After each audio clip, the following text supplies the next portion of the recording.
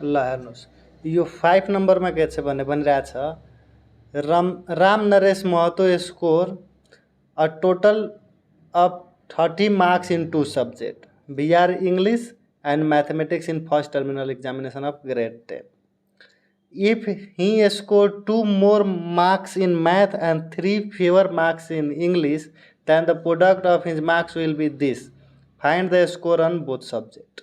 ल भनिरहेछ कि एउटा राम नरेश महतो नामको एउटा मान्छे छ या केटा छ जसले 30 मार्क्स टोटल 30 मार्क्स अब्टेन गरेछ दुईटा सब्जेक्टमा इङ्ग्लिस र म्याथमेटिक्समा first terminal examination of grade 10 को इफ र भनिरहेछ अर्को कन्डिसन के छ कि यदि उले 2 मार्क्स म्याथमेटिक्समा 2 मार्क्स बढी र इङ्ग्लिसमा 3 मार्क्स कम ल्याएको भए त्यसको प्रोडक्ट कति हुन्थ्यो 210 र फाइन्ड हिज मार्क्स। ल र यहाँ के गर्ने पहिला गर्ने हामीले लेट क्वेसनमा लेखिरहेको छैन क्वेसन तपाईँलाई पाइहाल्छ डिस्क्रिप्सनमा। Let the marks obtained by a score by obtained by Ram Naresh in two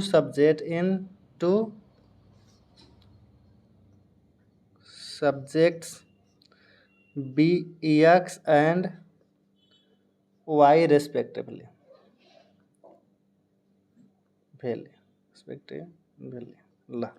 respectively मैले मान लिए कि इङ्ग्लिसमा उसले एक्स मार्क्स ल्याएछ र म्याथमेटिक्समा उसले वाई मार्क्स लिएर आएको छ।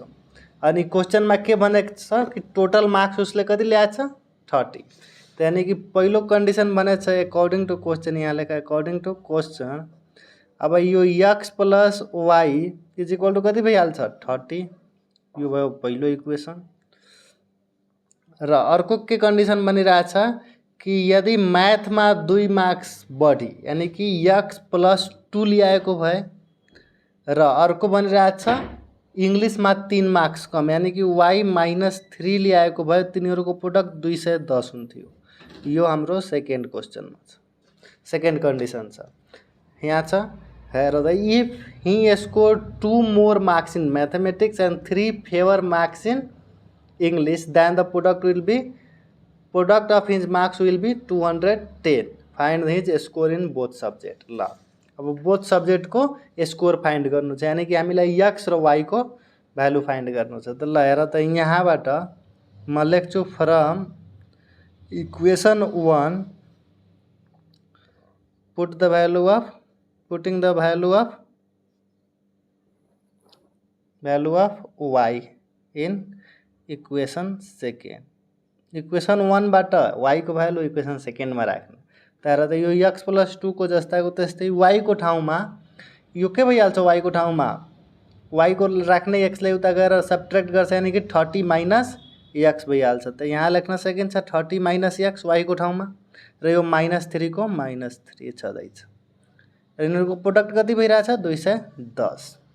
अब यसलाई सोल्भ गर्न यो एक्स प्लस 2 लाई अहिले राख्ने यो कति भइहाल्छ यो भइहाल्छ 27 minus x is equal to 210। अब यसलाई ओपन गरिदिने तर त यो एक्सले मल्टिप्लाई गर्यो भने यो 27 एक्स अर्कोचोटि माइनस एक्स स्क्वायर र यो प्लस के भइहाल्छ 54 माइनस 2 एक्स र यो यता आएपछि माइनस 210 इज इक्वल टू 0 यति भयो।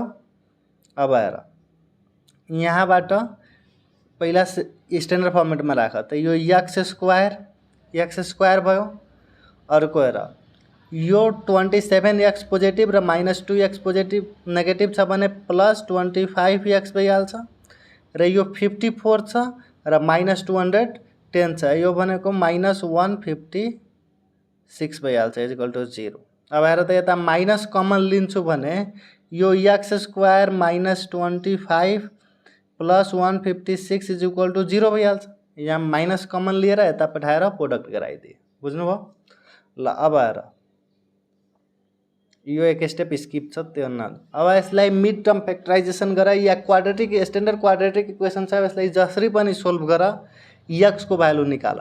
एक्स को भ्यालु दुईटा आउँछ दुईटै दुईटा आयो भने y को पनि दुईटा आउँछ, किनभने x को दुईटा आयो भने y को पनि त दुईटै आउनुपर्छ, किनभने पहिलोचोटि x को मान लिऊ कि 3 आइरहेछ भने y को 27 आउँछ। अर्कोचोटि x को मान लिऊ कुनै अर्को भ्यालु आयो भने y को पनि त्यसकै हिसाबले आउँछ। त यहाँ ल यहाँ सोल्भ गर्ने। अब यहाँ मलाई लागिरहेछ कुन तरिकाबाट सोल्भ गर्ने त कुनै तरिका युज गर्न सक्छौ, ठीक छ। चाहे त्यो मिड टर्म फ्याक्टराइजेसन होस् या कम्प्लिटिङ स्क्वायर होस् या बाई युजिङ फर्मुला होस्। त यहाँ म गरिरहेको छु मिड टर्म फ्याक्टराइजेसनबाट, किनभने यो 156 छ, यसको फ्याक्टर निकाल्दाखेरि फ्याक्टर निकाल्ने कुरै छोड, यहाँ डाइरेक्ट 25 लाई दुईटा पार्टमा डिस्ट्रिब्युट गर्नु छ। तिनीहरूको प्रोडक्ट 156 हुनु पर्यो र सम 25। तर त यो 12 र 13 मा म गर्छु 12 र 13, 12 प्लस 13 र x को x plus 156 is equal to 0 गर्छु भने यो त्यही भयो। 12 into 13 156, 12 प्लस 30 25 मिल्यो। अर्को हेर, अब के गर्ने कि यसलाई अब यसको फ्याक्टराइज गर्ने, यसलाई एक्सपान्ड गर्ने, -13x plus 156 is equal to 0। अब यहाँबाट कमन लिन्छु म, के कमन आइहाल्छ, x बच्यो के x -12 र यहाँबाट -13 कमन लिँदाखेरि x -12 बन्छ इज इक्वल टू 0। देयरफोर र यहाँ कमन ल्याऊ, x -12 दुईटैमा छ, यहाँ पनि अर्कोचोटि x यहाँ बचेछ र 13 यहाँ बचेछ इज इक्वल टू 0। अब यहाँबाट आइदर और गर्ने। ल म यो पेजमा गरिरहेको छु, त्यहाँ अटेन। Either x -12 is equal to 0 और x -13 इज इक्वल टू 0। तो therefore x is equal to एउटा 12 आयो, अर्को x इज इक्वल टू 13 आयो। तो यहाँ लेख when x is equal to 12 then y is equal to कति भइहाल्छ, ल हेर x प्लस y को भ्यालु 30 छ, तो x 12 छ भने y कति होला, 18 होला, तब नै 30 पुग्छ। तो यहाँबाट सेटिस्फाई गराएर लेख्ने when x is equal to 12 then y is equal to 18। अर्कोचोटि लेख and when x is equal to 13 then y is equal to कति भइहाल्छ, 17, किनभने दुईटैको सम 30 हो पहिलो कन्डिसन। अब लेख्ने हेन्स his marks in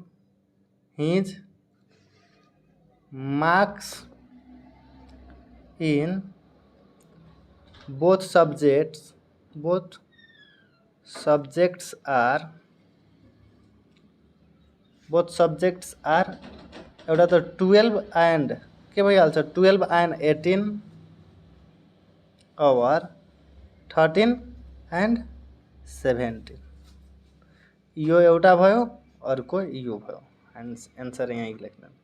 अब बाँकी रह्यो 6 नम्बर। यसपछि 6 नम्बर हेर्नुस्, ल हेर्नुस् यो 6 नम्बरमा के भनिरहेछ। 6 नम्बर भनिरहेछ a rectangular figure of playground is given here. यो रेक्टेंगुलर फिगर छ प्लेग्राउन्डको गिभनमा, जसको length of longer side of playground is 30 metre more than its shorter sides, but the diagonal is 60 metre more than its shorter sides. ल यो भन्नुको अर्थ के हो कि जुन यसको लंगर साइड छ त्यो शॉर्टर साइडसँग 30 मीटर बढी छ, ठीक छ, र जुन डायगोनल छ डायगोनल शॉर्टर साइडसँग 60 मीटर बढी छ, ठीक छ। त यहाँ पहिला के गर्ने, यहाँ डबल भेरिएबलमा पनि राखेर गर्न सकिन्छ र सिंगल भेरिएबलमा पनि राखेर गर्न सकिन्छ। यो तपाईलाई क्वाड्रेटिक इक्वेसनमा, ल यो अर्को एक्सरसाइजमा पढाइ हुन्छ राम्ररी, तर यहाँ म यो सिंगल भेरिएबललाई सोल्भ गरेर बनाइदिरहेको छु। यसपछिको जुन एक्सरसाइज 7.2 त्यहाँ डबल भेरिएबल र सिंगल भेरिएबलबाट सोल्भ गर्ने तरिका म बताउँछु। ल हेर्नुस्, पहिला यो भनेर सोलुसन लेख्ने, त्यसपछि लेख्ने let the length of shorter side be x. यहाँ मैले शॉर्टर साइड को लेंथलाई एक्स बनाए प्लेग्राउन्ड को, ठीक छ। अब भनिरहेको छ अकॉर्डिंग टू क्वेश्चन, यहाँ सर्टकट मिले लेखे तपाईहरु फुल फर्म लेख्नु होला। अकॉर्डिंग टू क्वेश्चन के भनिरहेको छ कि जुन लेंथ अफ लंगर साइड जुन छ, लंगर साइड को लेंथ कति छ, शॉर्टर साइड लाई x बनाए और लंगर साइड लाई y बनाइदेऊ ल। And longer side be y, एउटालाई x बनाए अर्कोलाई y। अब अकॉर्डिंग टू क्वेश्चन कि के भनिरहेको छ कि लंगर साइड को जुन लेंथ छ y जुन छ त्यो x प्लस 30 छ। ठीक छ, यो भयो एउटा इक्वेसन। ठीक छ, अर्को भनिरहेको छ कि जुन डायगोनल छ, डायगोनल 60 टाइम मोर छ र डायगोनल लाई यहाँ पर डायगोनल लाई पनि लेट गर, let diagonal length of diagonal हो, डायगोनल बी जेड बनाइदो ल। अर्को चोटी जेड इज इक्वल टू के छ कि शॉर्टर साइड सँग 60 बढी छ, भयो दुईटा इक्वेसन। अर्को चोटी भनिरहेको छ अब यहाँ भनेछ कि find the length of length and breadth of the playground. ठीक छ, दोस्रो में भनेछ if 12 into 3 size artificial grasses turn have to be play on the ground, how many turf surface are needed। भनिरहेछ कि एउटा 12 मिटर र 12x3 को size को आर्टिफिशियल ग्रासहरू हामी बिछायो भने प्लेग्राउन्डमा कतिवटा त्यस्तो ट्रफ लाग्छ त्यो पुरै ग्राउन्डलाई कभर गर्नको लागि। तेस्रो नम्बरमा सोधिरहेछ if the ground has been fence with 4 time by the braided wire costing 15 रुपैयाँ per metre, how much will be the cost, total cost कति होला। ल हेर, पहिलो क्वेश्चनमा पहिलो नम्बरमा के गर्ने, ए नम्बरमा लेंथ र ब्रेथ को के छ, प्लेग्राउंड को लेंथ र ब्रेथ र रेक्टेंगुलर को डायगोनल में हामीले थाहा छ।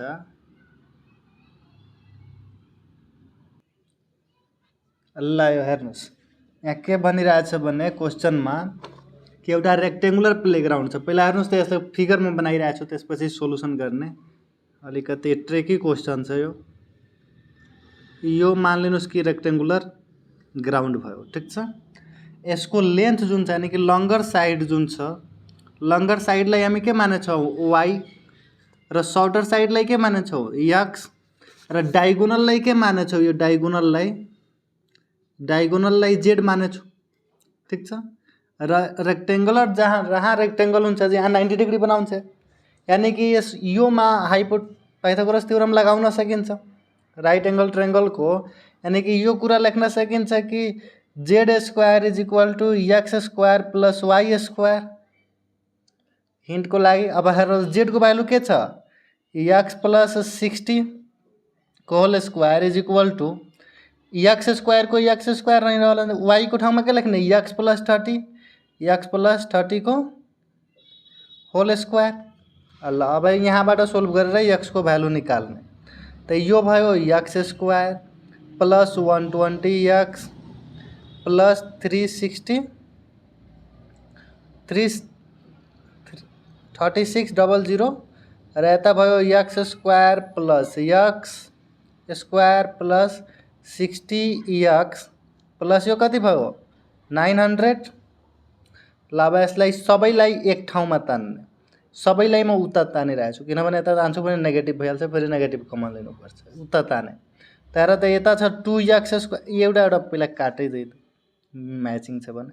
अब सबैलाई उता तानिरहेको छु भने यता के बचेछ, पहिला x स्क्वायर प्लस 60x यो जान्छ भने के भइहाल्छ माइनस 120x प्लस 900 छ र माइनस कति भइहाल्छ 3600 is equal to 0।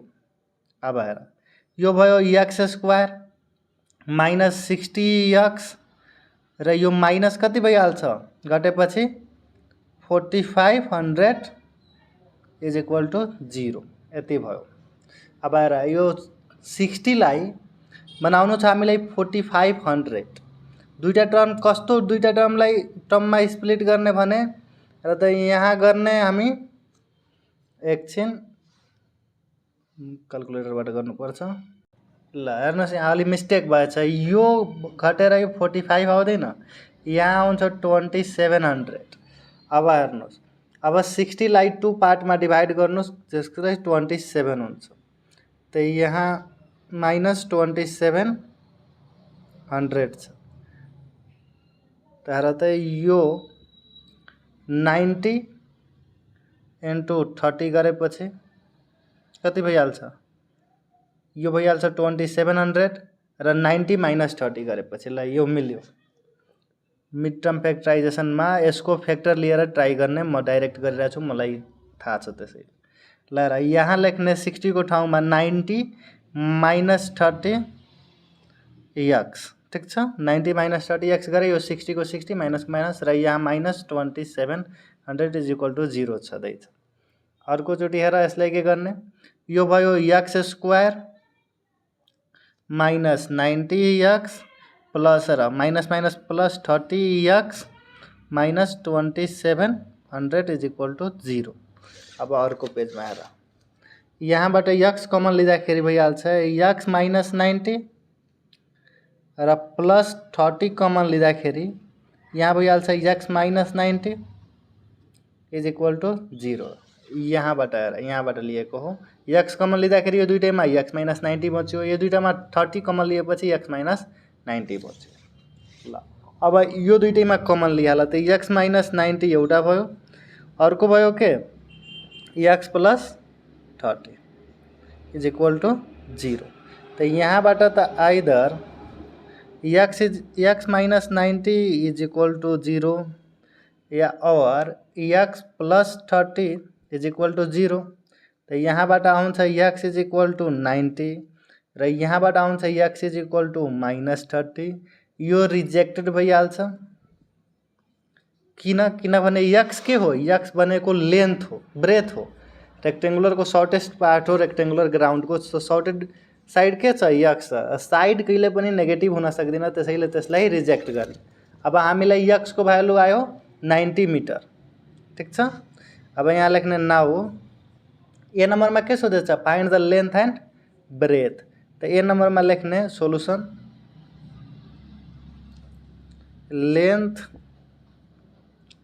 Length is equal to, लेन्थलाई हामी के मानेछौँ y र y को भ्यालु के छ x प्लस 30 छ। x को भ्यालु कति आयो 90 मिटर प्लस यो 30 मिटर हो, त्यहाँ भेरिएबल बनाउनको लागि त्यस्तो लेखेछु। यो भयो 120 मिटर। अर्को के सोधेछ ब्रेथ, READTH, ब्रेथ भनेको x भनेको कति 90 मिटर, ठीक छ। अब बी नम्बरमा आऊ। बी नम्बरमा भनिरहेछ कि 12/3 को ग्रास ट्रफले मतलब एरिया यहाँ लेख, यहाँ सोधिरहेछ कि टोटल नंबर अफ, यहाँ हेर त के सोधिरहेछ, सोलुसन लेखेपछि लेख area of ground capital A, चाहे A1 बनाइदेऊ यसलाई। A1 = के भइहाल्छ लेन्थ इन्टु ब्रेथ, यानी कि x इन्टु y।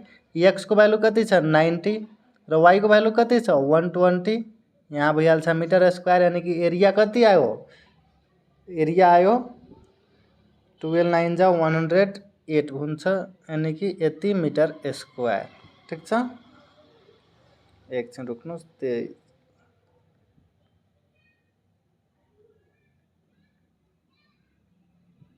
ल यो ठीक छ। त्यसपछि अब हेर्नुस् area of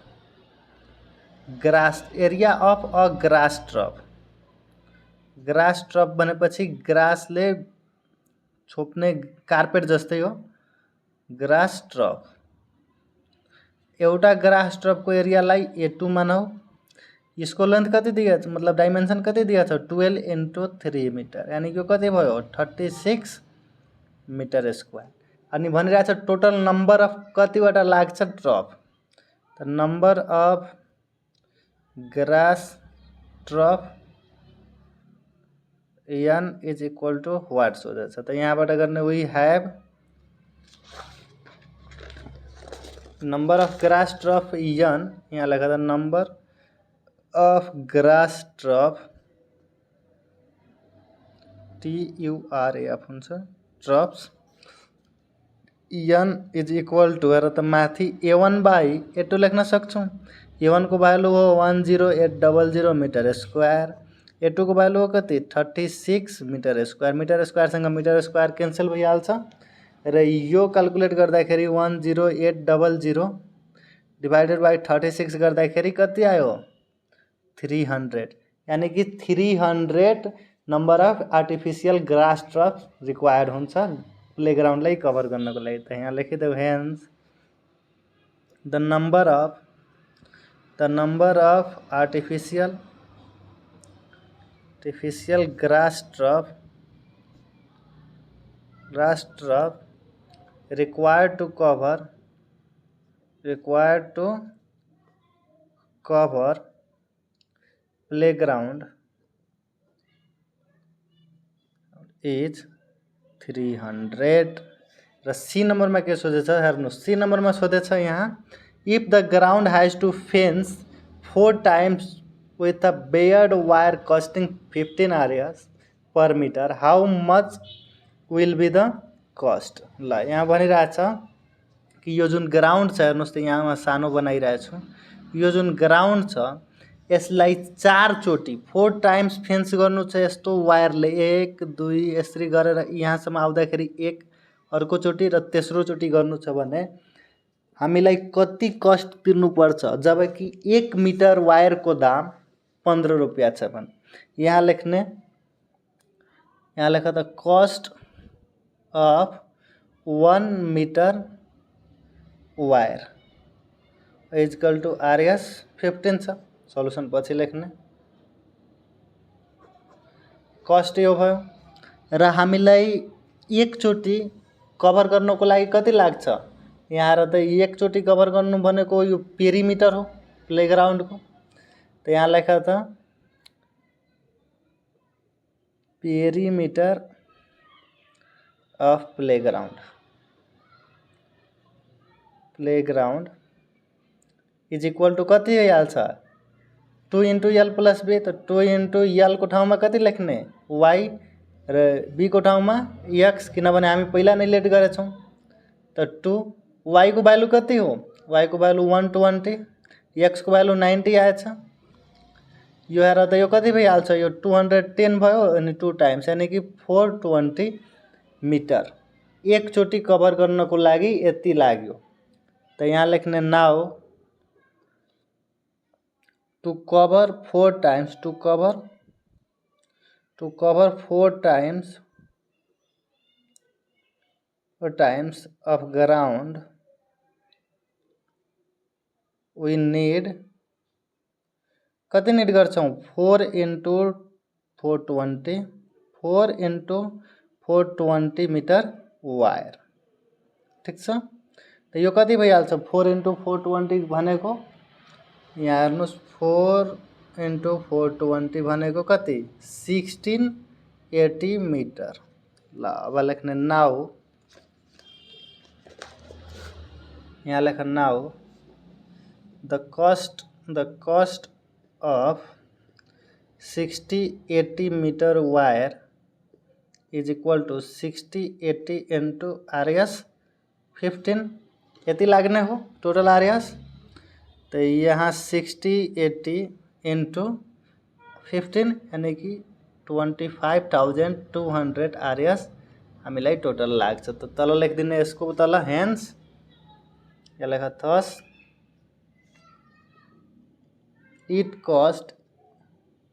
it will cost RS 25,200 to cover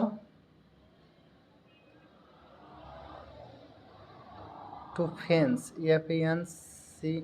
fence 4 times